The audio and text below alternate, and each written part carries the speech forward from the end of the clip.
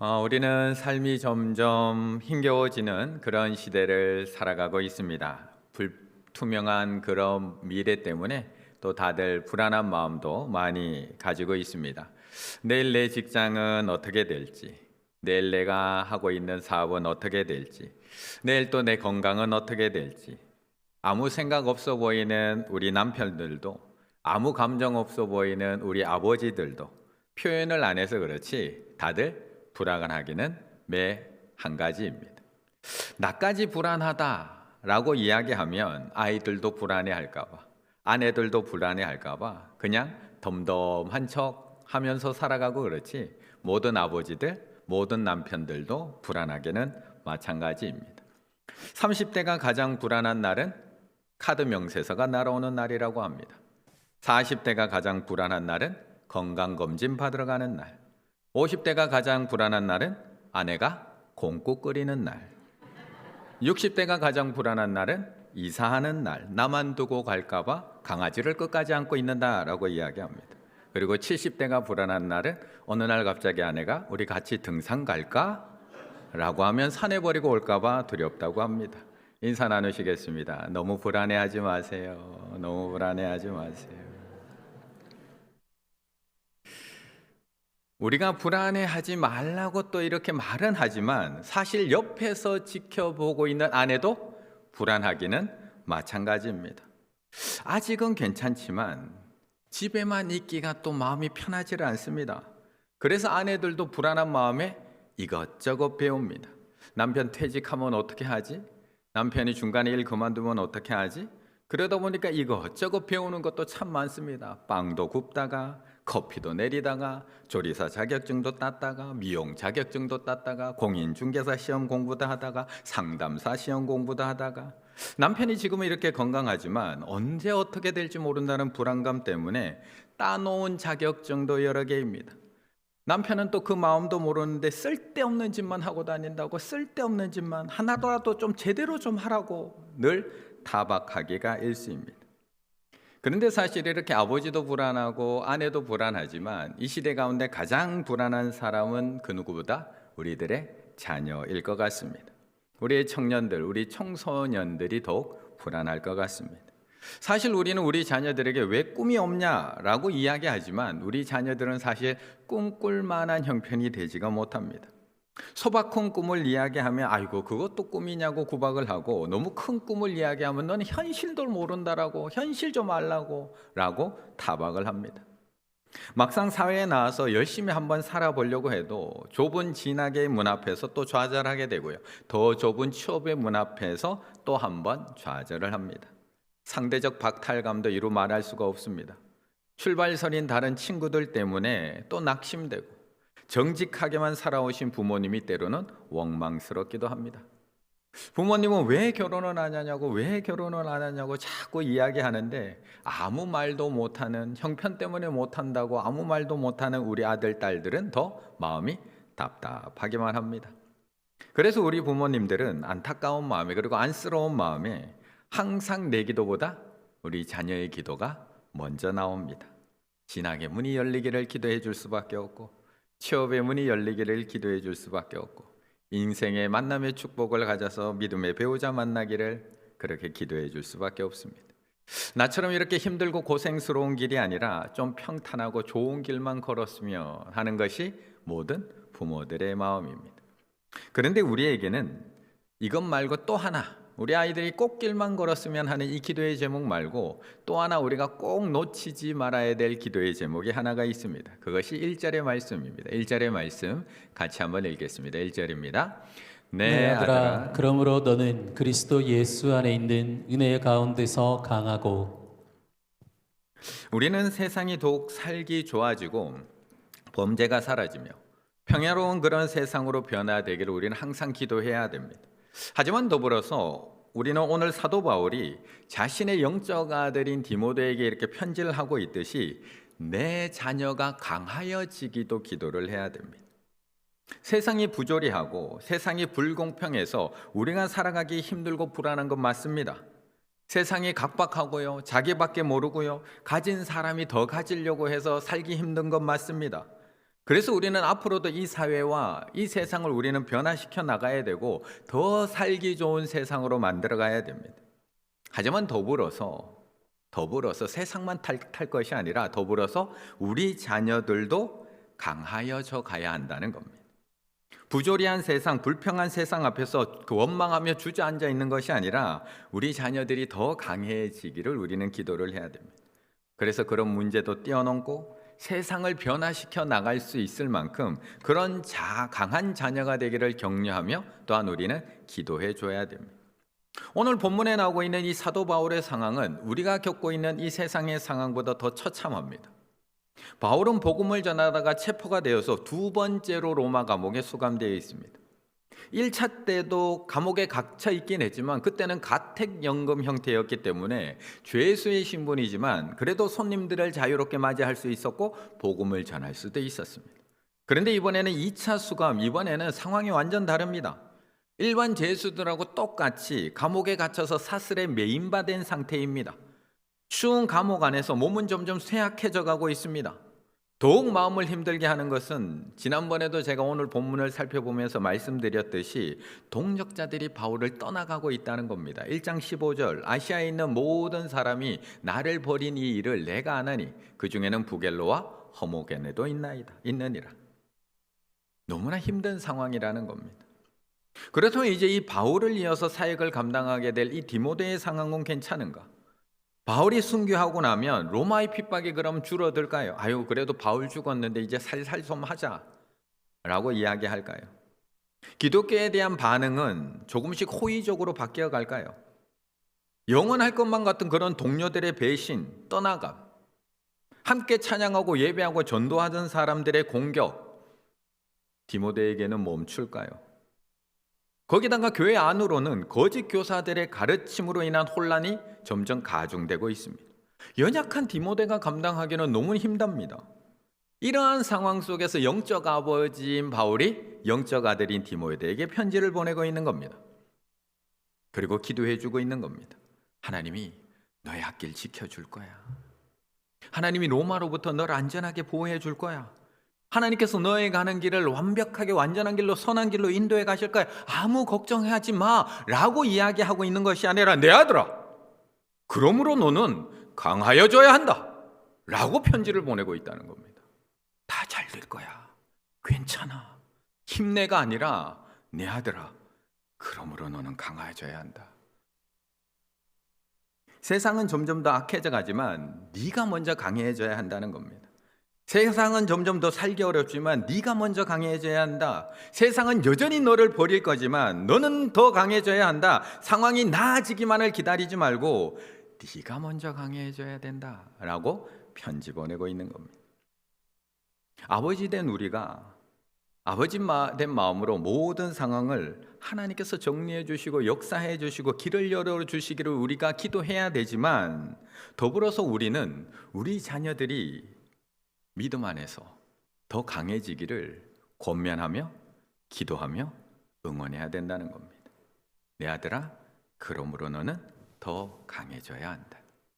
그래야 험한 삶도 넘을 수 있고 깊은 바다도 건널 수 있으며 몰아치는 바람 앞에서도 당당하게 맞설 수 있는 그런 믿음의 자녀로 살아갈 수 있기 때문에 아버지 된 우리 부모님들 또한 우리 당회원들은 그렇게 기도해 줘야 한다는 겁니다.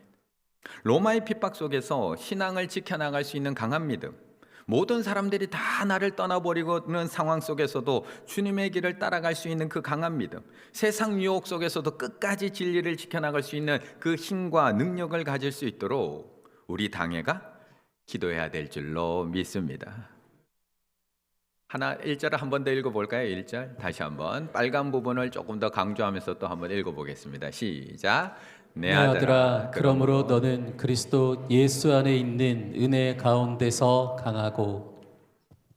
그런데 우리는 이 강함이 너희는 강해져야 돼 라고 하는 이 강함이 어디서 오는지를 잘 모를 때가 있습니다. 우리가 가지고 있는 이 연약함이 많은 훈련과 많은 노력을 통해서 얼마든지 나는 강해질 수 있어 라고 착각한다는 겁니다. 그래서 우리는 우리 자녀들에게 이 세상에서 강해지려면 야, 너 넘어진 자리에서 일어나야 돼. 왜 그렇게 주저앉아 있어? 힘을 내야지. 그렇게 나약하면 돼? 일어나. 노력해.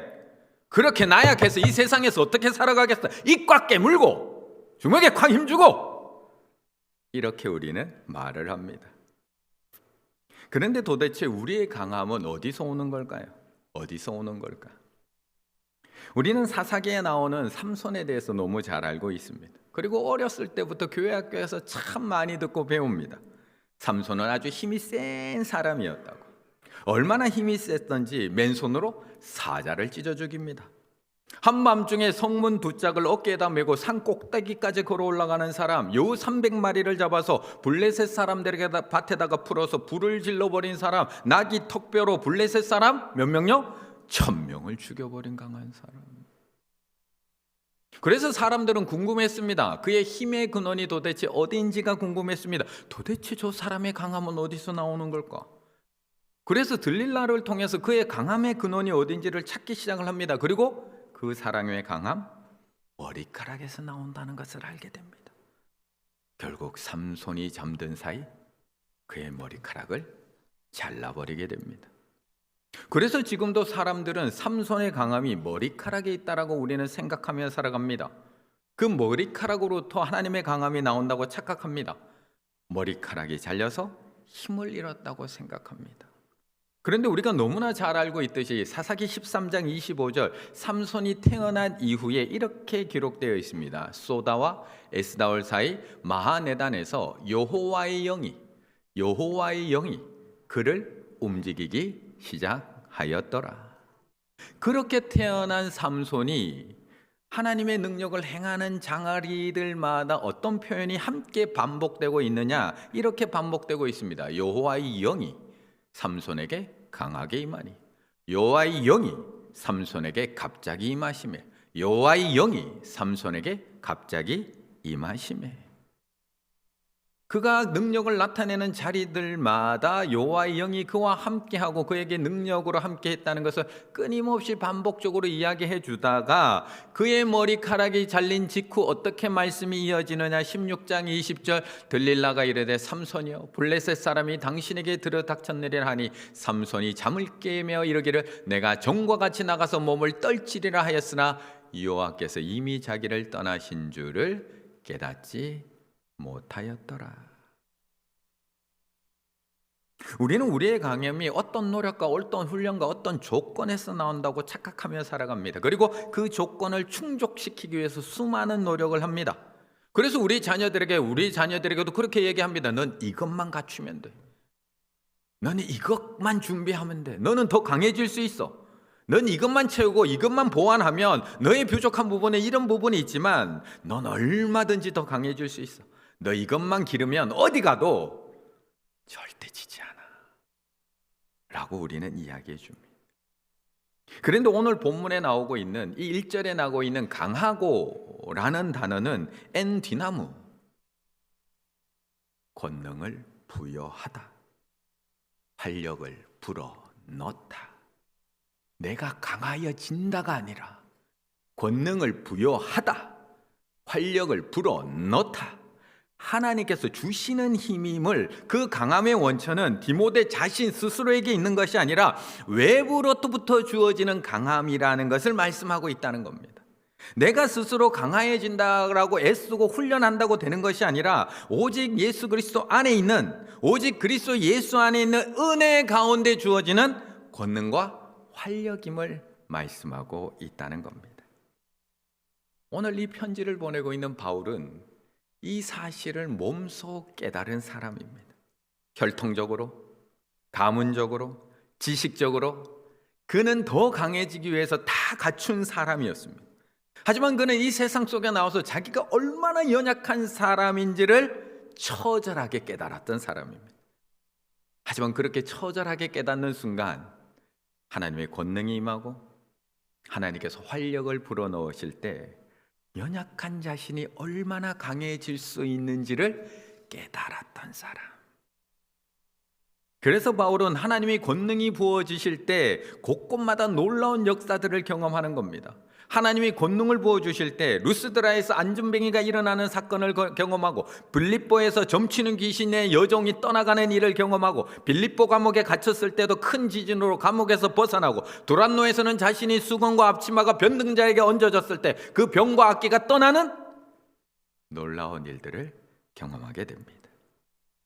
성령이 활력을 불어넣어 주실 때 자신의 몸은 비록 연약하지만 그 수많은 선교 사역을 감당할 수 있었고, 그렇게 매를 맞고 태장을 맞고 죽을 고비를 넘기면서도 감사와 찬양을 잃어버리지 않는 힘과 능력을 가질 수 있었던 것, 그것이 바로 엔뒤나무, 권능을 부여하다, 활력을 불어넣다. 그래서 지금 사도 바울은 자신보다 더 연약한 디모데에게 편지하고 있는 겁니다. 강하여져라, 은혜 가운데 강하여져라. 너는 그리스도 예수 안에서 은혜 가운데 강하여져라. 네가 비록 위는 좋지 못하고 소화도 잘 시키지 못하고 나이도 어리고 두려움도 많고 소심한 성격이지만 하나님의 권능이 부어질 때 너는 더 강하여질 것이다. 비록 아버지의 따뜻한 돌봄 속에 자라지 못하고 아버지의 따뜻한 사랑의 온전을 받지 못했지만 하나님이 활력을 불어넣으실 때, 성령의 활력이, 성령의 바람이 너에게 불어넣어 줄 때 너는 은혜 가운데서 강하여질 수 있다. 격려하고 있는 겁니다. 그렇다면 이 편지 지금 누구에게 보내고 있는 걸까요? 마지막 1절 한 번 더 읽도록 하겠습니다. 1절입니다. 내 아들아, 그러므로 너는 그리스도 예수 안에 있는 은혜 가운데서 강하고. 오늘 이 편지는 아버지가 아들에게 보내는 사랑의 편지입니다. 아버지 바울이 영적 아들인 디모데에게 보내는 편지. 그렇다면 이 편지에서 나는 아버지 바울일까요? 아들 디모데일까요? 이 편지에서 나는, 디모데와 바울 말고요, 지금 내가 읽고 있잖아요. 그렇다면 지금 이 편지를 읽고 있는 나는 아버지 바울일까요? 아들 디모데로 읽고 계십니까? 우리 모두는 하나님의 아들과 하나님의 딸입니다. 하지만 동시에 누군가의 아버지이며 누군가의 어머니입니다. 그 이야기는, 오늘 이 아버지의 편지는 내가 누군가에게 보내는 편지일 수도 있지만 아버지 하나님께서 아들된 나에게 보내고 있는 편지입니다. 어찌 보면 주님께서 바울에게로, 바울에게서 디모데에게로, 디모데에게서 우리에게로, 우리에게서 자녀에게로 이어져야 하는 말씀. 강하여져야 한다. 은혜 가운데 강하여져야 한다. 내 아들아, 그러므로 그리스도 예수 안에 있는 은혜 안에서 더 강하여져야 한다. 내가 나의 자녀들에게 주는 말씀이기도 하지만 주님께서 나의 자녀된 우리 당회원들에게 먼저 주시는 말씀, 하나님의 음성이라는 것입니다. 그래서 우리는 이 편지를 먼저 받은 자로서 나를 정확히 한번 살펴봐야 됩니다. 우리 당회원들부터, 저부터, 요즘 내가 이렇게 힘든 것이, 요즘 내가 이렇게 답답하고 막막한 것이, 요즘 내가 이렇게 무기력하고 낙심되고 내가 계속 섬겨야 되나 고민되는 것이, 내 앞에 있는 문제가 점점 커지고 있는 것인지, 아니면 내가 약해지고 있는 것인지, 내 앞에 있는 상황이 점점 악화되고 있는 것인지, 아니면 내 믿음이 점점 약해지고 있는 것인지, 내 주변에 있는 사람들이 점점 나를 괴롭게 하는 것인지, 아니면 내가 그리스도 예수 안에서 강해지지 못해서 이렇게 힘들고 있는 것인지.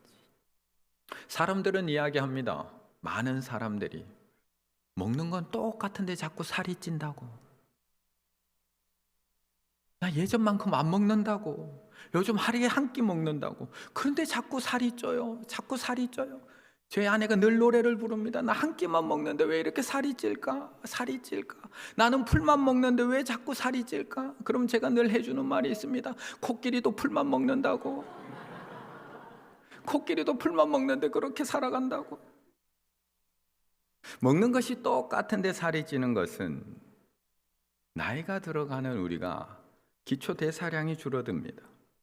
예전보다 먹는 양은 줄었는데 자꾸 살이 찐다는 것은 내 몸이 그것을 소화할 만한 근육량이 줄어든 겁니다. 그러면 내 앞에 문제가 커진 것이 아니라 내가 약해진 것일 수도 있다는 것입니다. 그래서 아들된 우리가 먼저 강해져야 합니다. 교회의 다양한 문제들을 능히 감당할 만큼 은혜 가운데서 강해지셔야 됩니다. 교회의 다양한 상황을 능히 뛰어넘을 만큼 그리스도 예수 안에서 강해지셔야 됩니다. 사정도 모르고 이야기하는 사람들 많습니다. 얼마나 상처가 많이 되는지 모릅니다. 다 이야기할 수도 없고. 하지만 중요한 것은 그것을 감싸 안아줄 만큼 은혜 안에서 강해지셔야 됩니다. 그럴 때 우리는 이제 믿음의 당회원으로서, 믿음의 아버지로서 교사들에게 이야기할 수 있는 겁니다. 그리스도 예수 안에서 강해지세요. 다음 세대에게 이야기해 줄 수 있는 겁니다. 내가 이렇게 강해지듯이 다음 세대들이요, 여러분도 강해지세요. 그래서 오늘 본문에 보면 사도 바울이 사랑하는 디모데에게 당당하게 이렇게 써내려가고 있는 겁니다. 자신 있는 목소리로 오늘 본문 안에 이렇게 계속 이야기하고 있는 겁니다. 2절, 3절, 7, 8, 9, 10절. 내게 들은 말을 충성된 사람에게 부탁하라. 나와 함께 고난을 받으라. 내가 말하는 것을 생각해 보라. 내가 전한 복음대로 그리스도를 기억하라. 복음으로 말미암아 내가 고난을 받았으나 내가 택함 받은 자들을 위하여 모든 것을 참으며, 내가 먼저 강해졌다는 겁니다. 사도 바울이 내가 들은 바를, 나와 함께 내가 말하는 것을, 내가 전한 복음대로 내가 고난 받았으니 내가 모든 것을 참으면. 우리 당회원들이 먼저 강해지지 못하면 절대 교사들에게 믿음 안에서 강해지세요. 우리 다음 세대에게 믿음 안에서 너희 더 강해져야 된다라고 이야기할 수 없다는 겁니다. 아들은 아버지의 뒷모습을 보고 배운다라는 책에 보면 이런 이야기가 하나 나옵니다. 50살 가까이 된 한 여성의 추억입니다. 이 50살 가까이 된 여성이 10번째 맞았던 생일날, 여느 때 일반 때와 같았다면 어머니가 케이크를 사와서 같이 생일 축하를 할 텐데 그날따라 케이크가 없었다고 합니다. 밤늦게 집에 돌아온 아버지, 생일 축하를 하고 싶은데 케이크가 없으니까 아이고 케이크가 없으면 어떡해? 라고 아내에게 묻습니다. 그러자 아내가 대답합니다. 아직 월급을 못 받았잖아요. 그래서 케이크를 못 샀어요. 그러자 아버지가 그건 안 되지. 어떻게 케이크 없는 생일을 해? 라고 하면서 그 밤에 케이크를 사기 위해서 밤거리로 뛰어나갑니다. 하지만 이미 가게 문들은 다 닫혔고 케이크를 살 수 없었던 아버지, 결국에는 수박 한 덩어리를 사서 들어옵니다. 그리고 그 수박에다가 초를 켜놓고 생일 축하, 아이의 딸의 생일 축하 파티를 합니다. 그런데 50이 된 딸, 그것을 이렇게 추억합니다. 하지만 그녀는 50이 되어서도 자기를 위해 케이크를 사러 뛰어다닌 아버지를 줄곧 기억하고 있다. 이처럼 평소 아버지의 사소한 말과 행동이 아이의 마음에 깊이 새겨지는 법이다. 우리가 당회원으로서 교사들에게 내 아들아, 그러므로 그리스도 예수 안에 있는 은혜 가운데 더 강해지라고 외치라는 것 중요합니다. 우리도 해야 될 일입니다. 우리의 역할입니다. 우리가 당회원으로서 다음 세대에게 내 아들아, 그러므로 그리스도 예수 안에서 은혜 가운데 더 강해지라고 또 외쳐야 됩니다. 우리가 또 아버지로서 우리 자녀들에게 그러므로 그리스도 예수 안에 있는 은혜 가운데 더 강해지라고 편지 쓰고 가르쳐야 됩니다. 해야 될 일입니다. 하지만 그거보다 당연히 우리가 그리스도 예수 안에 있기를 애쓰는 모습, 은혜 가운데에 머물러 있기를 노력하는 모습, 직당 다니랴, 봉사하랴, 예배 드리랴, 위원회 챙기랴, 성도 챙기랴, 그것도 몰라주는 이야기 들으면서 참아내랴, 힘들지만 그렇게 애쓰며 노력하는 모습이 우리 교사들과 우리 다음 세대들에게 더 깊이 마음에 새겨지는 믿음의 가르침이 될 줄로 믿습니다. 그리스도 예수 안에서 강해진 바울의 삶이 디모데에게 믿음의 편지가 되었듯이 예수 안에서 강해진 우리 당회원의 삶이 우리 교사들과 우리 성도들과 우리 다음 세대에게 아름다운 믿음의 편지가 되시기를 간절히 바라겠습니다.